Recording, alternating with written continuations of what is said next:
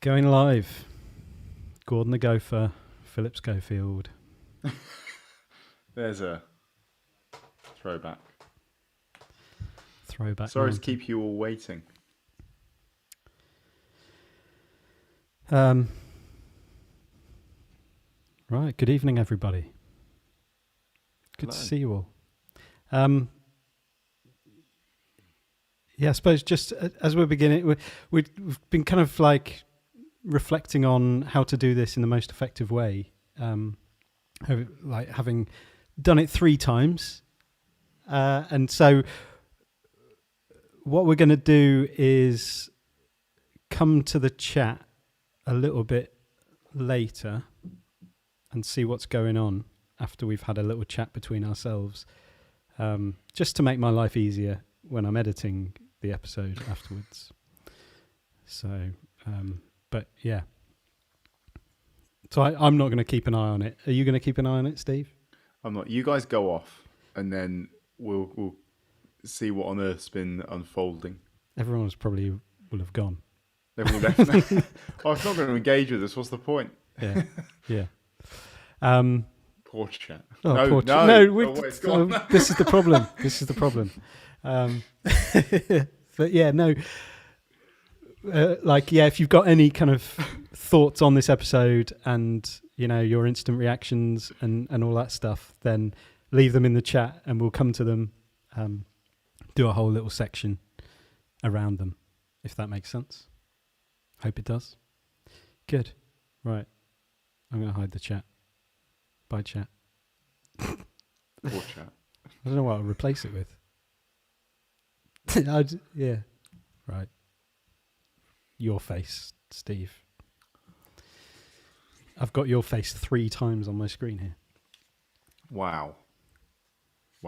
Yeah, it's a lot of Steve. That's a lot. It's a lot of Stephens. Speaking of which, Stephen. Andrew. I would say what you're doing up so late on a school night, but it's not a school night. Not a school night. So, you know, what you're doing up so late on a bank holiday Monday? It's another episode of Inside Number 9.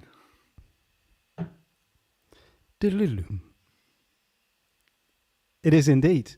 Yes, episode 4 of season 6, Hurry Up and Wait, which is directed by Matt Lipsey, produced by Adam Tandy, and written by Reece Shearsmith and Steve Pemberton.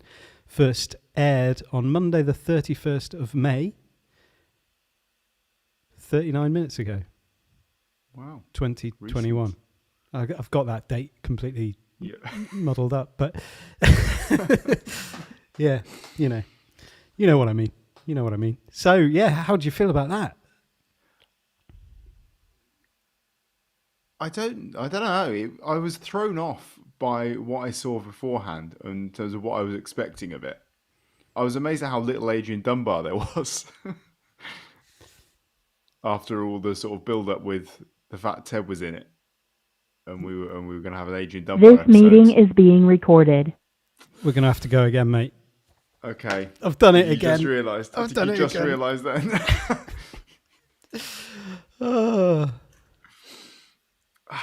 Andrew. Sorry, everybody. Andrew. Seeing how the sausage is made. So, that is really poor. Stephen. From you. Go again. Stephen. Andrew. What are you doing up so late on a bank holiday? See, the magic's gone now. I'm just going to ask if you fancy a quiet night inside number 9. Do you reckon? Or yeah, just do that. Back to the classic. Yeah, okay. I don't know what that school night thing's about anyway. Stephen. Andrew. Do you fancy spending a quiet night inside number 9? Of course.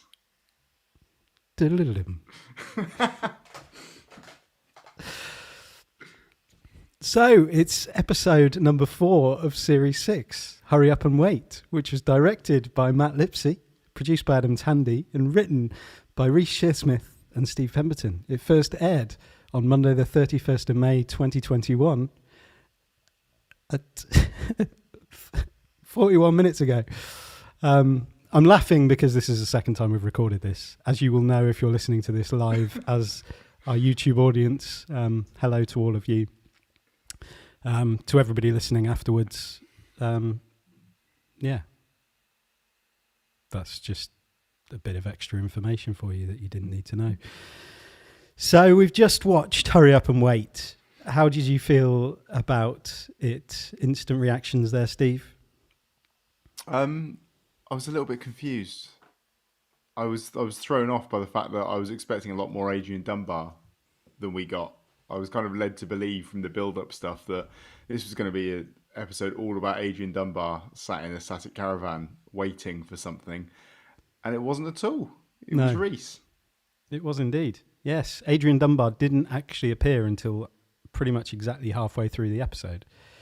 And even then just kind of ducked his head in a few times and took over everything that poor old James was working for.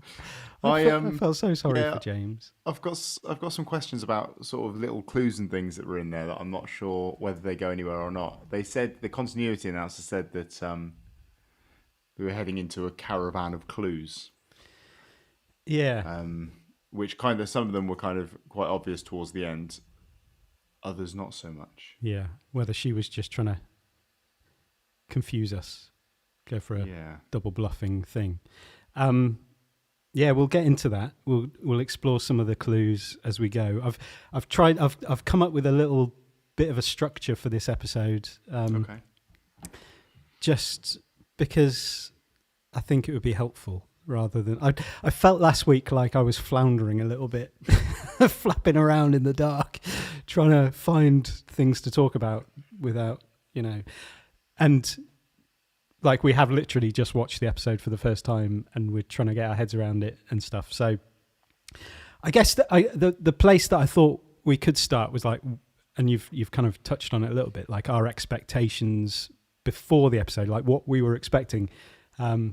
And what I thought we could do, like ahead of time, we've kind of drawn up or written up a little synopsis of the episode that we were kind of not expecting, because that's not what happens with Inside Number 9, but like predicting from the kind of materials that we had. So we had what, the trailer, like brief trailer, and the synopsis.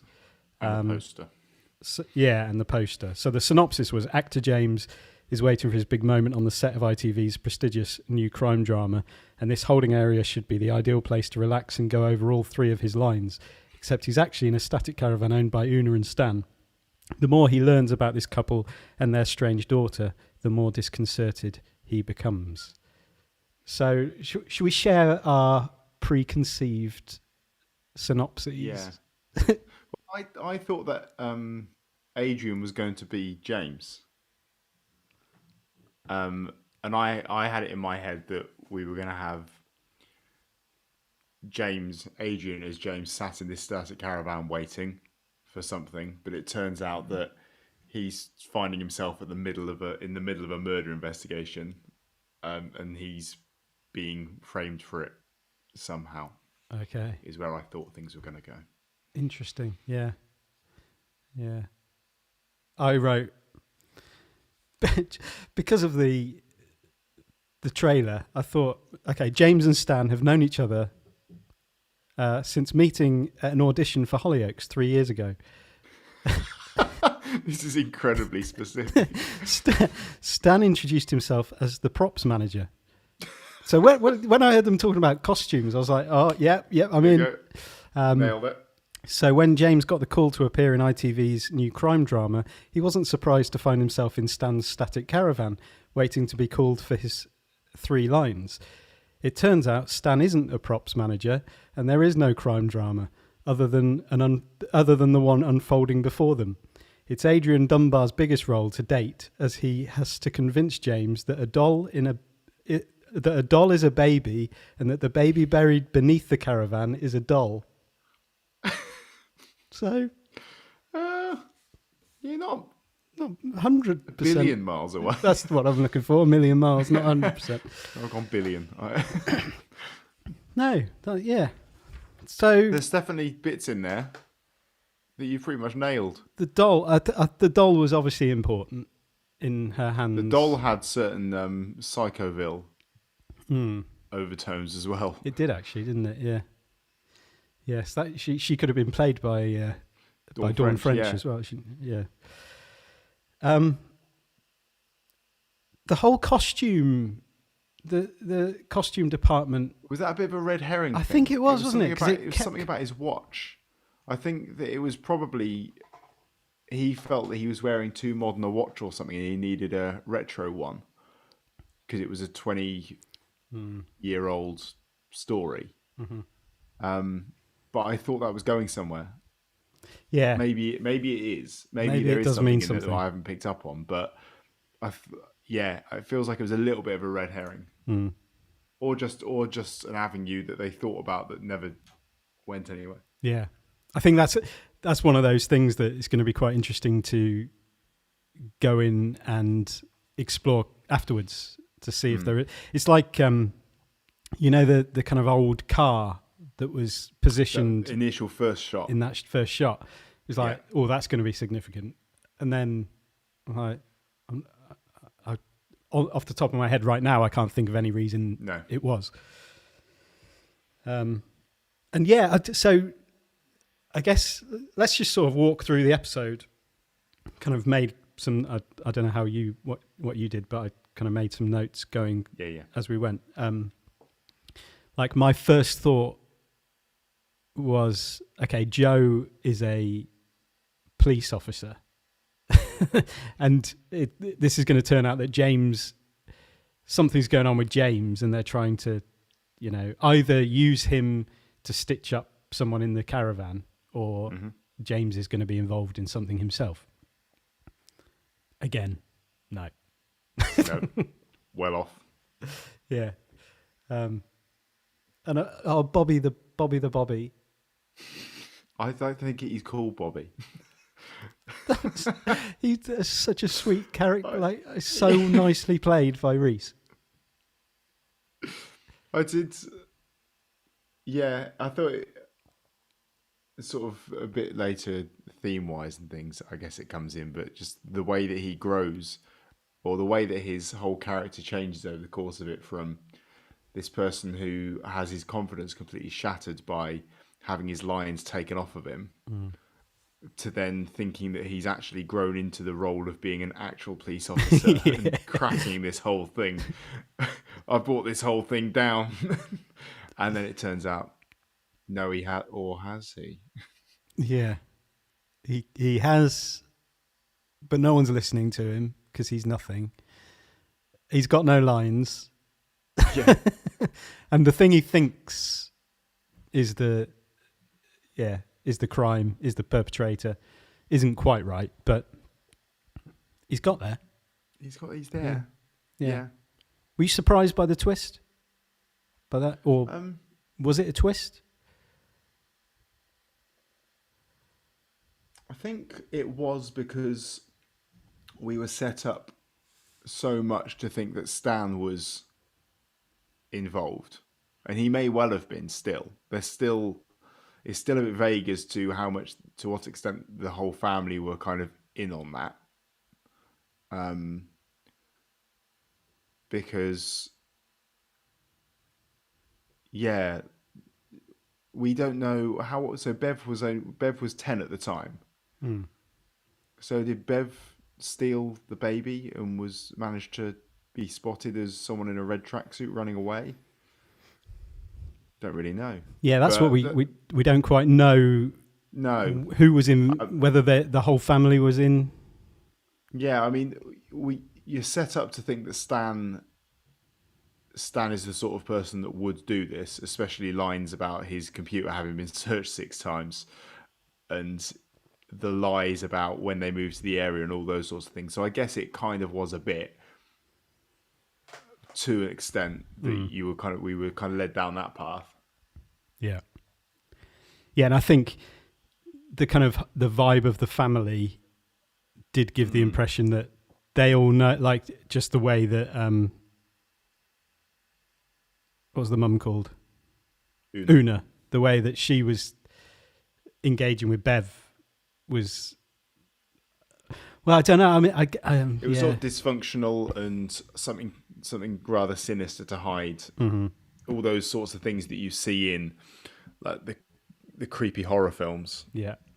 Where there's that setup of a dysfunctional, strange family.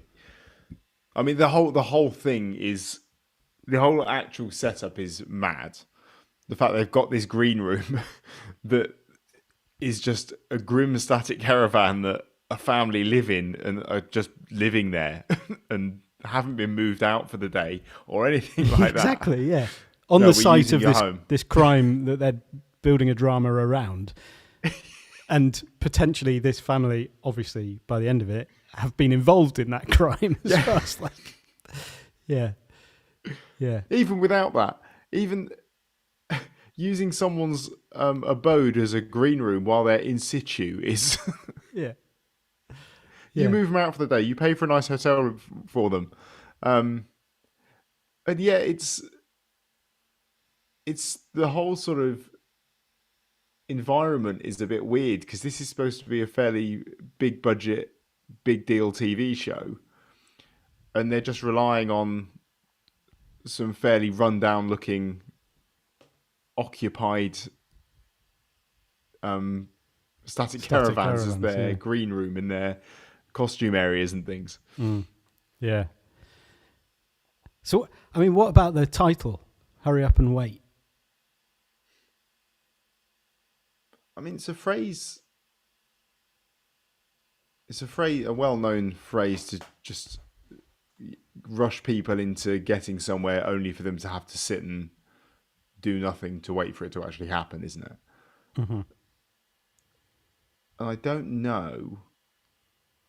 Yeah, I'm not sure. I don't know what the significance is. That hasn't really landed yet. No, I was thinking, like, yeah, so definitely saw sort of a link between the idea of a static caravan, obviously, and waiting in terms of the title of a static caravan.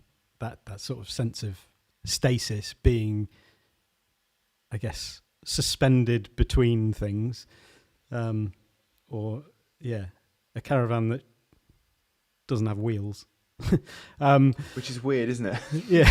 As a concept. Yeah. A dysfunctional caravan. Caravans have one job, and it's to be able to take them to different places. Yeah. But yeah, other than that, I can't really think what...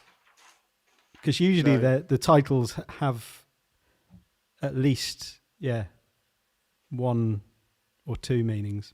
What's the rush? I don't feel like there's a kind of a sense of urgency to get things right. Well, I guess James wants to get things moving, and he's very keen to get things started and get things going. And then it turns out that once his moment does arrive, that eventually he's got nothing to do anyway. Yeah. Because Adrian's taken everything off of him. I do love that. Fair play to Adrian Dunbar for it's a very it's a great role of the moment where he starts getting stroppy about his typecasting and is getting very defensive about he's completely different to Ted Hastings. There's parting to them. The parting's the other way. And then even later, when they're actually filming it, and he's like sweeping his hair back, and he's like making a point of it going backwards. It's very clear. Going back to the beginning, the music made it seem like it was going to be a fairly light-hearted one. The initial little bit of music right at the beginning made it sound like it was going to be one of the little suburban episodes. Yeah, I know what you mean. Almost like one of those. Yeah. And that set some expectations off in the wrong direction as well. Yeah, definitely. And then, because there wasn't then a lot of music, was there, until the moment... Bar Black Sheep. Well, there was the bit where he asked about them both. Were you both living here at the time? Yeah. And one of them said yes, one of them said no. Yeah. And then the whole atmosphere just shifted at that point. I mean, Steve has played yet another ridiculously good character. Yeah. He's like a nastier version of the one he plays in Seance Time. He's like a similar sort of guy, but like, yeah. But also a lot quicker at shitting than his character in A Quiet Night In. Yes. Very good point. Because that was brutally fast. It's because he had to hurry up and wait because there was snooker waiting on That's the TV true, yeah. for him to... Snooker's, yeah, there you go. Snooker, hurry up and wait. The numbers. There were numbers throughout the episode. Yeah. Just sort of being said. There were the scene numbers. Mm-hmm. There was the snooker scores that were being read out. And I just found myself wondering, is there a significance to these numbers? Did you I didn't have time to pick really... up on that? To make a note of those numbers. No, that's the thing with these, isn't it? It's just bang, bang, bang, bang, bang. Yeah. So if anybody who's watching this live picked up on the numbers, please do leave a comment, and we'll. For anyone that joined us late, we're going to come to the comments in a bit, and give you some proper attention. Like you deserve. Yeah, you guys deserve it. Yeah, the other way to, because they had that kind of argument about jobs, comparing jobs, and James said waiting can be tiring. So I guess it's that allusion to, I suppose, being rushed around as actors. Joe was like moving them through very quickly. Get you in here, and now just sit. Yeah. So. Yeah. Oh, there you go. And then that kind of conjured that awful kind of awkward conversation about tarmacking versus acting. He's up at 5:30 in the morning tarmacking in the freezing cold. And James has to get up really early to have breakfast sometimes. Stop. Stop. No, you've lost this. He was really doubling down on how tiring it is. I have to get up early and have breakfast. A bit part actor. Yeah. Yeah. There was, the bit, it reminded me of Fargo when Una was in the kitchen, making the comments about like, oh, it's really awkward being watched when you're trying to do work, or when he was like going through his lines and stuff. And it was like that Steve Buscemi moment in Fargo when he's like, see how you like it. Total silence. He just can't do it. The thing is, though, that she's describing a situation there that she's describing it as being a typical thing that he has to put up with on a regular basis, but it certainly isn't. This isn't normal. No. Being in that caravan with a family just operating around you as normal while you're just in your green room is not a normal situation that you can relate to in any way at all. You must get this all the time. No. No, not at all. This is new for me. Yeah. Bev's introduction was just fantastic as well. She's played amazingly. Yeah. Just the staring and there's some great exchanges. Yeah. Have you got a big part, James? Yeah, even shut up, you dirty bitch. Yeah, just her like little snorts and her exhales. Like there's just a few like. I haven't got mental health. I'm just shy. Favorite films: Dumbo 1. Dumbo 1. Are there more Dumbos? Dumbo 1. Are there some sequels to Dumbo? I think they probably did make some. I tell you, if I load up Disney Plus right now, I bet there's a whole raft of them. Yeah, I bet there are. Yeah.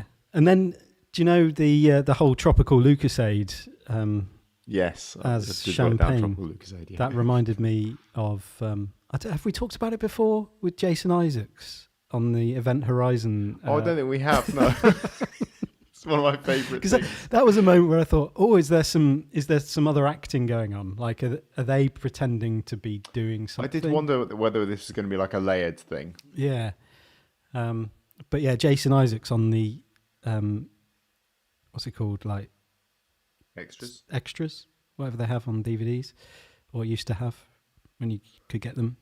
and he was talking about special effects, and for some reason, I love Jason Isaacs, and he was talking about drinking a cold cup of coffee and pretending that it was hot as a special effect. That's special effects. As opposed to just acting. That's acting, Jason. Yeah, it just reminded me of that. Yeah, we spent many minutes laughing at that after watching that. I remember that evening very fondly. Yeah, so where are we? We have Adrian enter, so it's about halfway through. Oh, it's after she talked about Jeff Bishop as opposed to Jeff Pope. Yes. Yeah. Jeff Bishop, I missed that. Nice. She's mixing up her clergy. She is. Yeah. It wasn't a theme throughout the episode, but just a little clergy, a little clerical error. And then Adrian enters. Yes, so that's the bit. How spitefully awkward Stan tries to make that. Yeah, it's horrible, isn't it? Yeah, it is. It's just such nasty behaviour. Yeah, he says he loves you. Yeah, yeah, and because that was on the trailer, which is what made me think: do Adrian and Adrian? Is it Adrian? No, Adrian. No, Stan and. Okay. Did Stan and James know each other before? Yeah. Because obviously he knows something about his love of Adrian. But no, it's just that Adrian doesn't feature quite as heavily as it appears that he does. But yeah, no, you're right. That was horrible. Horrible from Stan.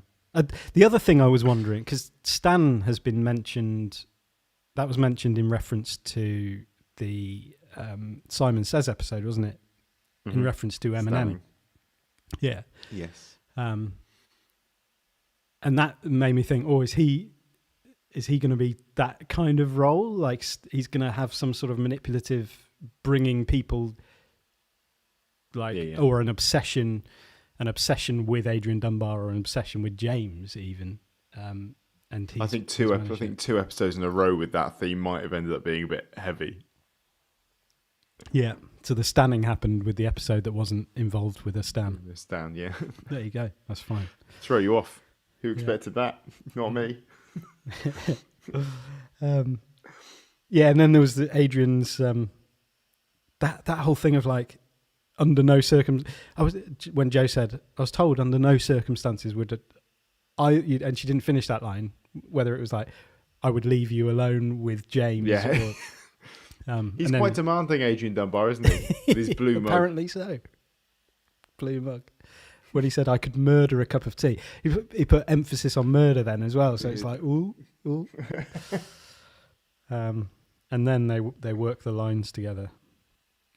Poor James. But he does come off. He does play himself, or whatever version of himself that this is, as a very affable guy who's just keen to get on board and really wants to support this young actor. Yeah. But just takes his one by one, removes his lines from him. Yeah. 3 of them. And then does he say something like, you were going to be so good in this, I've got to up my game. Yeah. It's like so harsh. And then it cuts to James just practicing. Yes. Yes. It's better now. He only had 3 lines anyway. He did. Poor guy. And then the yes turns into a nod. Yeah. Yeah. Yeah, so then there's the revelation that they were living there at the time of the disappearance of the baby, Ryan. Yeah. And then the minute's silence, which Adrian insisted on. Which is quite an odd moment. He just wants to be a great guy. So is she going round to the different caravans having a minute silence in each Different one. minute silence, yeah. Again, hurry up Taking and an wait. hour to get around all 60 caravans having Exactly. a minute silence each. Yeah. So she's rushing from caravan to caravan. Hurry up and wait. There you go. There's another one. They're everywhere. Yeah. And then James thinks he's cracked it, and there's that kind of the moment of the police, the crime drama flashes. Yeah, like exactly, yeah. The tomboy recall and the Dinosaur shawl. and looking at the hair be gone. Hair removal pop. cream. Yeah. It was on her top lip. Yeah. I mean, it was always going to be a stretch if that had turned out to be the case. I know. I wrote after that, I was like, there must be a double twist coming here. Because that cannot be it. Yeah. I was looking at her as he came back in going, surely this isn't... No. Surely. Surely. You Dinosaur can't. surely. Yeah, I was thinking, surely not. No. This can't be it. No, and then, so what, the whole thing about Sheridan must have left the dinosaur shawl here yesterday. Like, because they obviously had a costume or a prop the dinosaur shawl was a prop that had gone missing because they were looking for it. Sheridan Smith? Sheridan Smith, yeah. She popped to my head. Did you? Especially when with the Shall I Be Mother bit. That was from Christine. Yeah. Oh, yeah. So I remember we spoke about that phrase, weird phrase. Shall I be mother? I assume was commonplace at some point. Yeah, that's a weird callback. Yeah. And then the Sheridan. Yeah, good point. Don't know what it means, but yeah. And the phrase, I don't know if that's a common phrase. I've not heard it before, but the girls in the family have always been very downy. Downy. Yeah. Yeah, good. Little light hair. Yeah. And so the reeling off the explanation, his little plot of what's unfolded, very, very crime drama, very Line of Duty. This is how it all pieces together. Yeah. I'm going to break it down for you, except none of this happens. And Joe's got someone speaking in her ear, and she's not listening to James at all when he's explaining. Yeah. And then poor old James at the end. Back to camera. He gets a little turn, black eye, because he's been smashed in the head by old. To the extent Stan. where the makeup couldn't do anything about it, and makeup probably wouldn't have spent an awful lot of time on him anyway. No. So it has no ending. No one knows what happened. Well. Then we have a haunted house moment. A very haunted house moment with a skeletal hand. Yeah, there it is. Under their baby inside that doll. A shawl. A different shawl. And scene. Yeah. So that's the episode. I bet you felt like you could have just listened to that and not even watched it. Didn't even need to watch it now. Yeah, I mean, we've covered everything that I kind of had written down and actually explored some stuff that I didn't have written down. So that's good. That's kind of what we end up doing usually, isn't it? Exactly. Yeah, no, that felt nice. Yeah, let's dive into the comments. Are you in the comments? I can be in the comments. What's going on? Whoa. Holy moly. I didn't think actually there's going to be a lot of comments to get through here. There are. At least I know where the comments, where this point.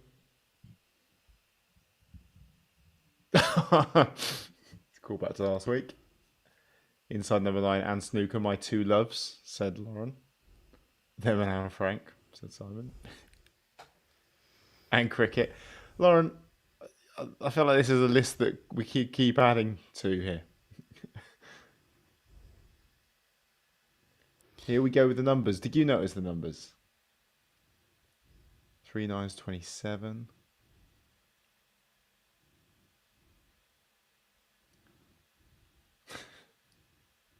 Yeah, the makeup couldn't even be bothered to cover up the black eye.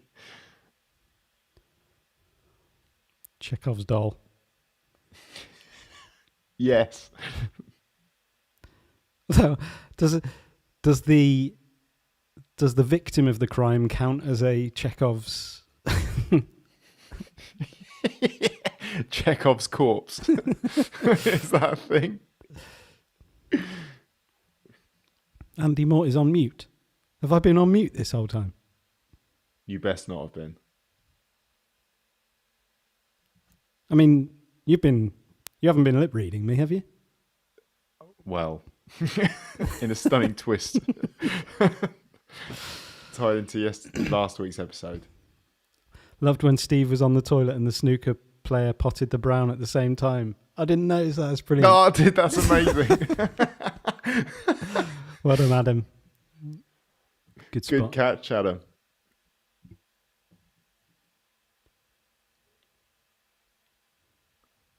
What's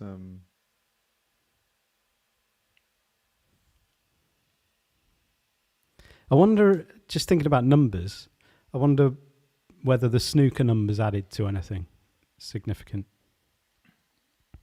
That'd be like attention to detail. Like someone said, that's possibly a script book job. Or pausing every time a number is said and writing them down.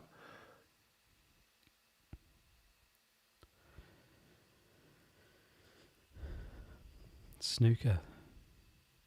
It's a lot of snooker chat. It was on the they found the hair. Was it the shelf? Outside the bathroom. Yeah, I was wondering whether. When does an extra become an actor? When they have dialogue. I wonder if James will have got paid less for that after. Whether that's, when Adrian's on the phone to Mr. Bishop. I've just saved you some cash. Yeah, you don't have to pay him now. Do you think that was what it was all about? Maybe, yeah. ITV. Yeah, that's how they work. Yeah. They send in the big guns to rewrite a script under the guise of just sort of workshopping. Essentially, shared lines. Adrian, could you make this just a one-man performance? He's like a fixer. Yeah. Yeah.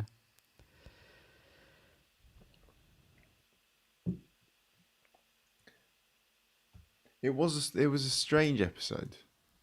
Yeah, I'm like on initial thoughts I was slightly disappointed by the end, I think. Not I was disappointed by the time I got to the end, but I was disappointed by the ending in terms of it not being a mind-blowing like switcheroo. It was just a sort of a creepy little skeleton hand. Yeah. As I And say, she had which felt a bit haunted a bit housey. sort of it was almost sort of a bit sort of camp B horror movie at the very end, wasn't it? With her sort of evil grin. Yes, exactly. Yeah, and not dissimilar to what you get at the end of Psycho, actually.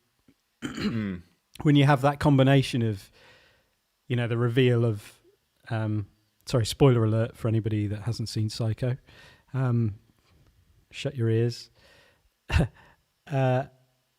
The reveal of the mother being the skeleton, or like being a dredged up corpse, and then Norman Bates has a not dissimilar sort of kind of the reveal look, and like as the kind of I guess the revelation that he's been putting on the voice all this time. Psycho 1. But yeah. Psycho 1. Actually, the follow-up Psychos are not that bad.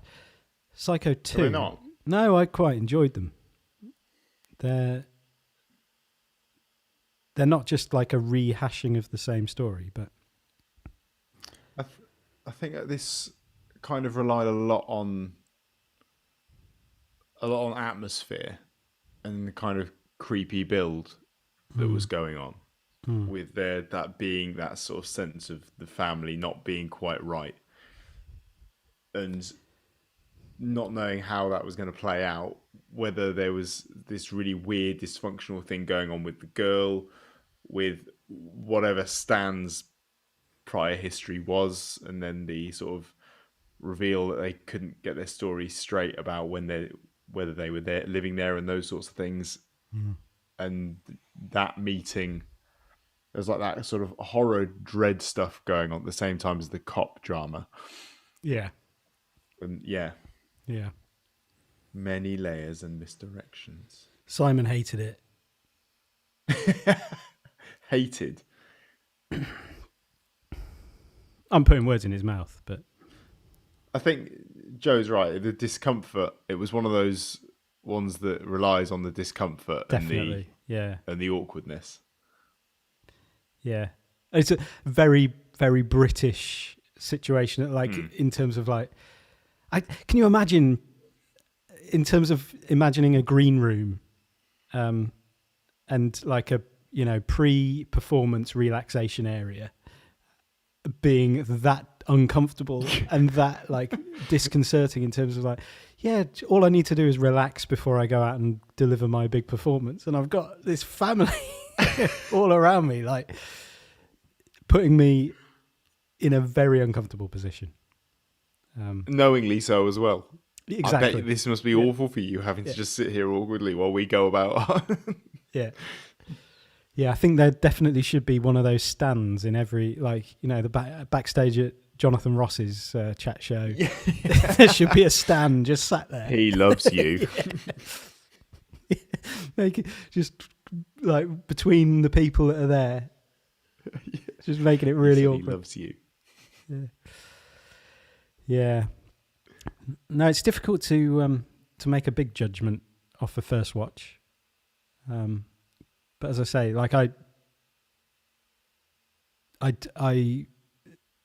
the end didn't shock me, and it did feel a bit sort of horror, B-movie horror film-esque, as you say. But I guess that's the sort of the funny bit, isn't it? Because I guess it's, as it's being described on here, the little skelly hand was almost, it was almost silly, and that's they do silly pretty well. I mean, they do all out silly very well. They do slapstick very well. I know some people didn't really like Wuthering Heist, but that was crazy, and that was extremely silly throughout the entire thing, with the Tim Vine nonsense throughout everything. And they are quite silly sometimes, and it's easy to forget that, I think, when you get a lot of the high end stuff from them, and it all seems sort of very up there in terms of attitude to writing and stuff like that. Sometimes they do like to drop in a silly little skelly hand, and a cheesy evil grin. Definitely, yeah. The skeleton key from last week. Good point, Joe, about the little brother. I wonder if Bev took Ryan because she wanted a little brother, because there was the reference to being an only child, wasn't there? Yeah. Which is why she is like she is. She doesn't mix well with others. Yeah. Yeah. She's got mental health. I haven't got mental health. Shy. Just shy. Like, she's not shy.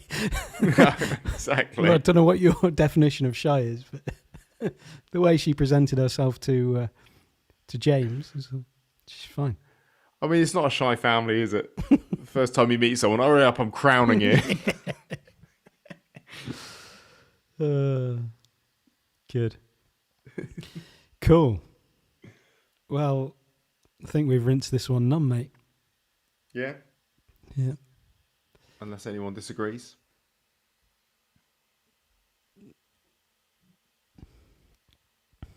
We'll see. There's a little delay on the line, so. He says, making himself feel better. Right. Well, yeah. If anybody has any thoughts on either what we've talked about or things you've noticed watching this episode, either on first watch or when you watch it later on, please do get in touch with us before we go back into it again. After we've gone through the series, we'll be sort of taking a deeper dive, and yeah, we'll kind of talk about anything that people send our way. So send us an email, quietnightinside09@gmail.com, or get in touch on Twitter at AQNIN9. That would be lovely. Yeah. Just looking at these comments. We haven't talked about the myriad of dolls on the shelves. Do you think there's more stolen babies? Oh, that's dark. Isla, I'm drinking a beer. As am I. We're drinking beers. It's not special juice from Cold Comfort.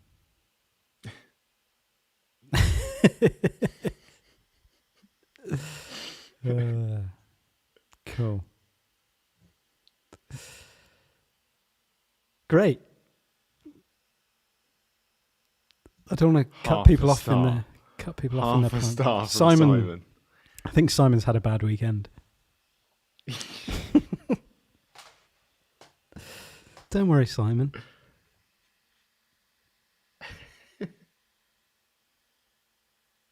Half a star. That's less than our worst rating.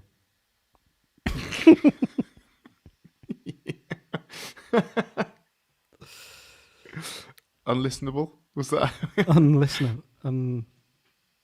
Beyond 15 minutes. Not for me. But yeah, that review was still double what Simon's just given this.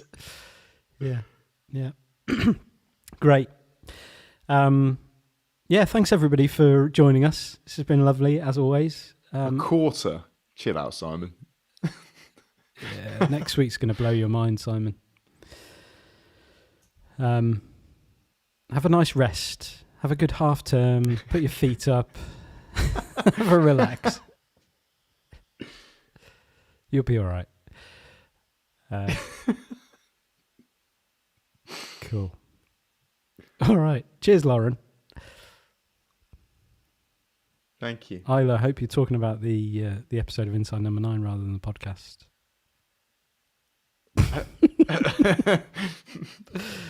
Cheers, guys. We'll see you again next week. Yes. For what is it? I didn't write it down. I don't know why I asked that like a robot. We've got the name.